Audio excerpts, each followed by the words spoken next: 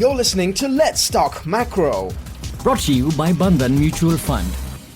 Hello and welcome to Let's Talk Macro, the podcast on macroeconomics by Bandhan Mutual Fund, where we discuss interesting global and domestic macroeconomic topics and events. We're officially here with the final roundup for 2025, which is just crazy to say. I'm Ahalya and I've got with me Sreejith Balasubramanian, economist in the fixed income fund management team, as always, to help us with today's deep dive. Hi Sreejith, welcome to the show. How are you doing?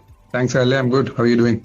I'm doing well, still in a little bit of disbelief that 2025 is almost over. For global and domestic markets, 2025 has been an extremely eventful year. I'm really glad we've had Let's Talk Macro as a platform to unpack all of it. So whether it's on the economic front of growth, inflation, labor markets, and consumer demand, or policy responses on the fiscal and monetary front, we've seen significant narratives, questions, and challenges on all of these different aspects. So as we draw the curtains on the year, we're yet again posed with the question of what lies ahead. So in today's episode, we're going to discuss the main economic narratives and trajectories that took shape in 2025, both globally and in India. And of course, what we think lies ahead in 2026, think being the operative word. So Sreejith, let's start with the US, shall we? Taking a step back, could you recap the major economic themes that played out and what you think will matter ahead?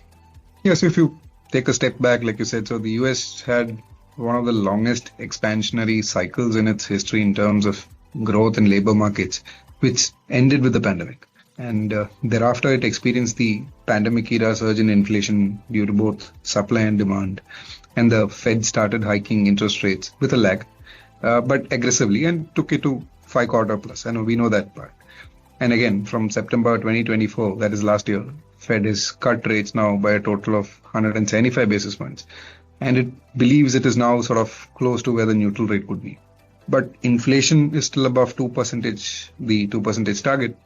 Labor market weakness, particularly in terms of weaker payroll additions, that has become more apparent, shifting the balance of risk in the near term. And therefore, the impact of fiscal policies on higher tariffs and tighter immigration are playing out on one side, while growth has been strongly driven by AI-related investments. And even better than expected, consumer spending has contributed to growth to a certain extent.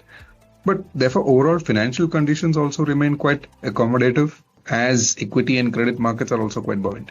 Therefore, where we stand today is at a point where there is considerable uncertainty on the economic front for the US. Therefore, like I said, on one side, growth could find further support from continued AI investment in adoption, relatively healthy US consumers, at least in aggregate, and even fiscal impulse, from next year because of the recently passed legislations. But again, on the other hand, we have the recent labor market weakness, which can move sort of non-linearly. So by that, I mean it can moderate faster and heavier, while, the inflation range, if you see the data now, is still sort of plateauing above 2%. And that is again due to the tariff-related one-time price impact on goods, and even to some extent some sticky core services prices. So there is this uncertainty about the direction or path the economy takes from here, with relevant impact on interest rates and the US dollar, of course. And that matters for us. After being unilaterally strong in 2023 and 2024, the dollar weakened in the first half of this year, and we've talked about this. But then it has strengthened sort of again since September, and more recently again it has sort of weakened a little bit. So it's not a one-way street anymore, right? So, and if you look at the Fed's latest median projections, for rate trajectory, it's for just one rate cut next year. Although its dot plot suggests a more divided committee, and even markets are currently pricing a full 25 basis points cut only by mid of next year, sort of reflecting this uncertainty that is there. But these things, again, can change very quickly. Yes, like we've learned this past year. Absolutely. So almost there with the rate cuts for now, but some real uncertainty on where the economy heads from here in terms of growth, inflation, and the labor market. So let's move to some of the major economies in the rest of the world. Why don't we start with China? Again, a big topic of conversation on our series this past year. How have things changed through 2025, and how do you think 2026 is going to play out? What are the key points there that you think will matter the most? So we know well that China faces structural issues like high corporate debt, off-balance sheet government leverage, demographic issues like aging population and a shrinking workforce, and also excess industrial capacity in several sectors. And that's well understood. In the last few years, it has also been facing cyclical issues like the slowdown in the property sector and even domestic consumer demand. Higher US tariffs obviously is sort of over and above this, although export growth has remained robust. If you see again the data, if you see the trade surplus from January to November this year, that has crossed around $1 trillion. But now Mexico has also imposed higher tariffs on China because its bilateral trade deficit has sort of widened very sharply after the pandemic. So growth continues to face multiple issues. But again, government policies also continue to be incremental and not big bang. We've spoken about this before. So it again feels like the authorities want to rebalance growth and don't want to go the big stimulus way again. The outcome of the recent China Central Economic Work Conference, the CEWC, sort of also reflects this. They also want to move industrial output towards higher value-add areas like rare earths, AI, and so on. Well, there has been this recent anti-involution drive, which is to cut the excess supply across various industries. But we have to see how much they can deliver on this front because over-leveraged companies really have no choice but to export it, sort of export it out in the face of weak domestic demand in China. So we have to see, what the main growth driver is, and currently it is exports. The important aspect to note here is that given CPI inflation continues to be very benign, the real effective exchange rate, the REER, has depreciated, giving a meaningful advantage for Chinese exports. So the overall story, therefore, is a weaker domestic growth backdrop, but trade doing well, which means not a major impetus for global growth from China per se, but other countries could find more Chinese goods hitting their shores. Again, an interesting story to watch unfold in 2026. So let's move on to the Euro area and Japan. What is the growth inflation story there? So, Euro area has been facing structural low productivity, innovation, some barriers to movement of labor and capital. Even in industrial economy like Germany, which I think almost has a 25% share in the Euro area GDP, has been struggling with competition, right? Particularly from China. And we know this over the last few years, and even in traditional sectors like chemicals, autos, and even they've been behind the sort of consumer shift to electric vehicles. These remain sort of background issues which need to be addressed, and only then growth can have new drivers. But on the better side of things, the impact of US tariffs has been milder than expected. There is also a planned increase in infrastructure and defense spending, but we have to see how that goes ahead. And at the same time, we also have fiscal issues, even in some of the major countries like France, right? So that's one area we have to see how it plays out. The exchange rate is an important part of the Euro area story typically. So the appreciation in the euro earlier this year, when the US dollar weakened, had raised concerns about weaker exports and lower inflation and so on. This has obviously changed for now, but that remains one area that needs to be watched. So for the euro area in 2026, I think I would just look at the growth and inflation drivers in a very classic sense and the exchange rate. Coming to your question on Japan, Japan is a completely different story here. It's coming out of decades of deflation. Inflation and real wage growth are sort of now rising. The question the central bank has been asking is whether there is a virtuous cycle in play between these two factors and that it's not just one-time increase. But if you see the recent surveys, they continue to suggest robust business sentiment and wage growth expectations. Even the recent commentary from the Bank of Japan suggests a rate hike this week. And the market, again, currently expects about 2 more hikes next year. But the interesting part has been the JPY currency, which has been weakening despite this. One reason is obviously the US dollar has been strengthening. but it is sort of also due to the fiscal policy in Japan, which has become looser. And we know there's been a recent stimulus package that has been announced and that's sort of getting approved under parliament. So a big question facing global markets from all this is whether the JPY currency will meaningfully strengthen, eventually throwing what you call a spanner in the wheels of the global carry trade. So if that happens, it can be a challenge against USD strength. Similarly, a quick word on some of the other important countries like Singapore, Canada, Australia, and so on. And they are in the early stages of a potential rate and interest rate reversal towards hikes. I mean, this probably matters in the context of the US dollar, but admittedly, it's again very early days. But emerging markets in general have dealt with the growth risk from US tariffs better than expected. Like we just spoke about the euro area also. Monetary policy in these EMs is probably unlikely to ease much further in general. But fiscal policy has some room on the margin, and that can also be used to help in more targeted support for demand. Okay, so a bit of classic growth, inflation, exchange rate setup, I guess, for the euro area. And for Japan, which stands out from the others, the year is likely to end with an interest rate hike by the Bank of Japan and quite possibly more next year. That brings us to the most important question. What's happening at home for India? Tell us about the economic narrative playing out, and what do you think 2026 holds for us, Sreejith? So, we know nominal growth has witnessed some cyclical moderation, although real growth, we see that in the GDP data has been buoyant. There is obviously a statistical angle to it, as well as deflators have also been low, given WPI and CPI inflation have been low. The southwest monsoon season ended this year with an 8% surplus rainfall, and that also sort of augurs well for the rural economy. Inflation, therefore, particularly recently, has been very benign. Right, driven by particularly low food inflation and even mild core inflation if one excludes, motor fuel and precious metals from the typical core definition. Monetary policy has been very proactive with RBI cutting rates and infusing liquidity through OMO purchases and FX swaps right from the beginning of the year. Although the stance change in the June policy did burn some market expectations, it can say it was restored in the October policy. And it has cut rates again this month. It's kept guidance on further action open-ended, announced measures to add liquidity through OMO purchases and FX swaps. And it has again reiterated its focus on regulation also to facilitate the flow of funds to the economy.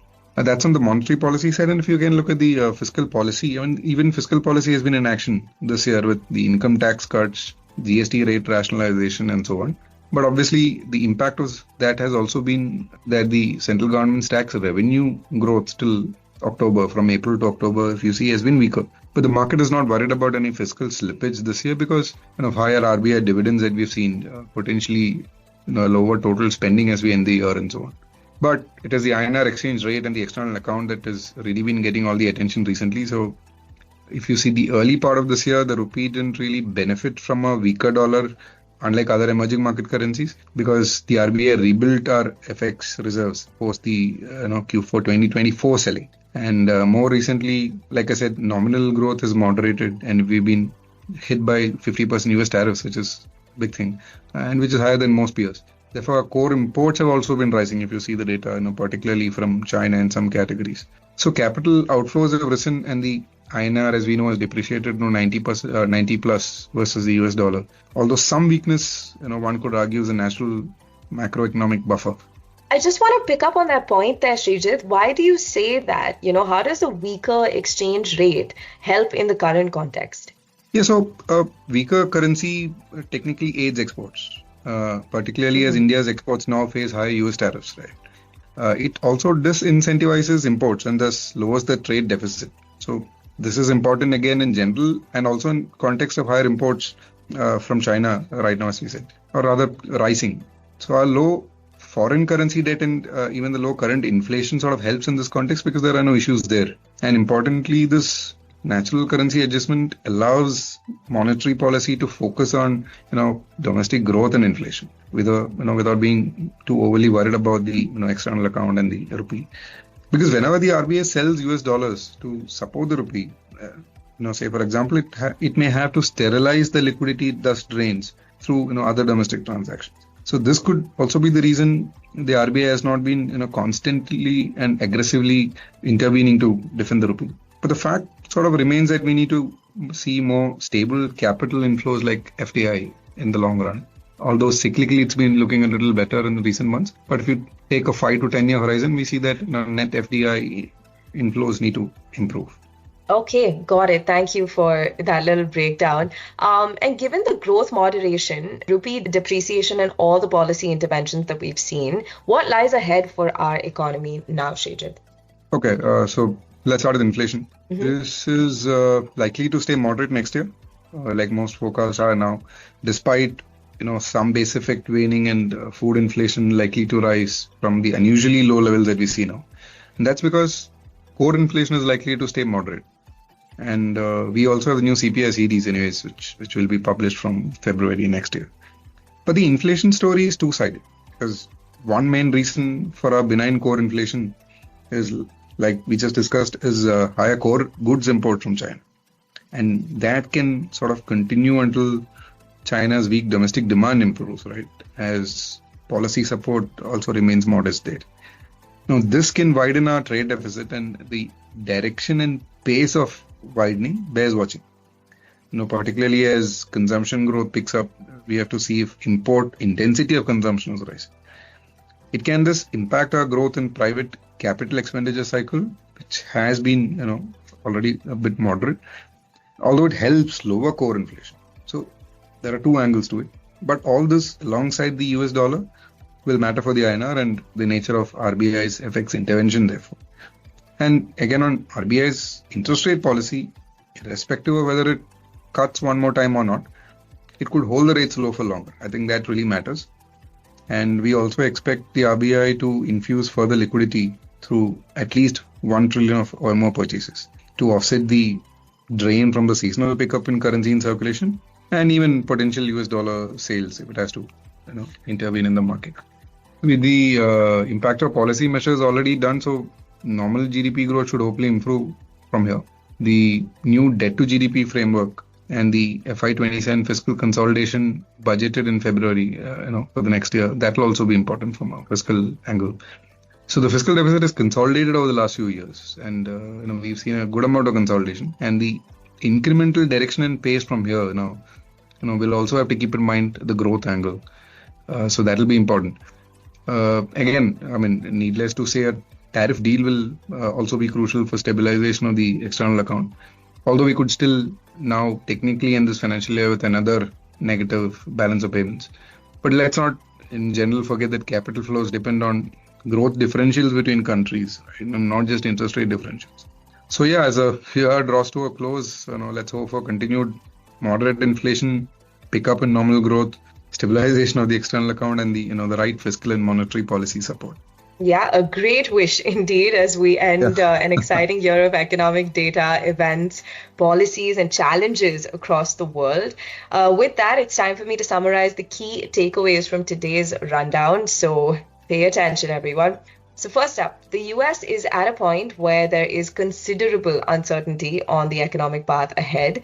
Growth could continue due to AI and fiscal impulse, but recent labor market weakness can also snowball faster, and inflation has been plateauing above 2%. The Fed has cut rates by a total of 175 basis points in this cycle and believes it is now closer to neutral. Second up, China. China continues to face structural and cyclical growth challenges, but its reliance on exports to channel its leveraged industrial overcapacity means other countries face higher Chinese imports. For the euro area, domestic drivers of growth and inflation and the exchange rate in context of the US dollar will matter. And Japan, on the other hand, is looking for a virtuous cycle between wage growth and inflation. It is widely expected to hike rates this week and again next year. If JPY finally strengthens, it could possibly be a challenge against the US dollar strength.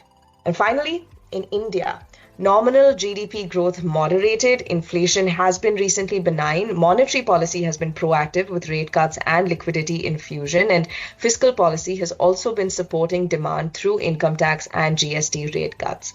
However, 50% US tariffs, rising core imports and US dollar strength lead to a weaker rupee, which can also be seen as a macroeconomic buffer. While nominal growth recovers from policy measures, inflation is likely to stay moderate, but this is also on the back of higher imports from China. So the direction and pace of change of our trade account bears watching, although there is nothing alarming there. Monetary policy is expected to stay supportive with low rates for long and further liquidity infusion, while the central government's fiscal consolidation under the new debt to GDP framework should also keep growth in mind. That's it for today and this year. In fact, I'm really hoping that our discussions have been useful and will continue to be so in the new year. Thank you so much, Sreejith, for joining us and wishing you a very happy new year. Ahalya, I wish all our listeners also a very happy holiday season and new year.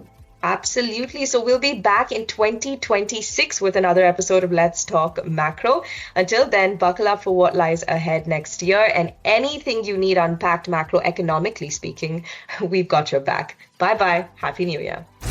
Mutual fund investments are subject to market risks. Read all scheme-related documents carefully.